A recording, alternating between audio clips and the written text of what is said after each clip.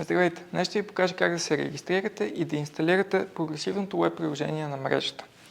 Нека разиграем следния сценарий. Някой ваш приятел ви е изпратил линк в друго приложение или сте видяли линка в някоя видеоплатформа.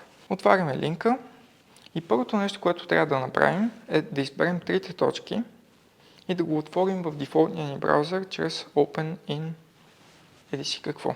След това можем да цъкнем на регистрирай се и това ще ни отведе към web версията на приложението. След няколко секунди ще излезе инструкция. Има три типа инструкции. Първата е, както е в моя Firefox, мога да цъкна на трите точки и да избера Install.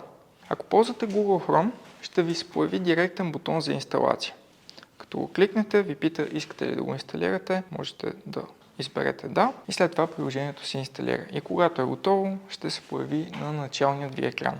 И третия вариант е на iOS устройство или iPhone. Когато ползвате iPhone, след като минете първата стъпка, инструкцията по качване е малко по-различна. Може да натиснете споделяне и да изберете добави към началния екран и да завършите с Add. Това нещо инсталира приложението по същия начин. След като сте го инсталирали, можете директно да въведете имейл и парола и ако имейлът не съществува, ще ви преведе към формата за регистрация. Или алтернативно, може да изберете регистрация малко по-отдолу. След като влезете в профила си, можете да качите пост от плюсчето. Като цъкнете на плюсчето, може да изберете типа пост, който искате да качите. Той може да е текст, изображения, кратки видеа, тип Reels и дълги видеа, както са в YouTube. На плюсчето имате допълнителни функционалности като анкети и линкове и в това меню ще добавяме нови готини неща. Ако изберете часовника, това означава, че поста ще се изтрие само след 24 часа, както са сторитата. Нека качим едно изображение за тест. Избирам изображение, цъквам Add Photos, избирам изображението, което искам да кача и след това трябва да го кропна. От най-горното копче имаме различни опции за кроп. Аз ще използвам 3:4, понеже ми е любимата.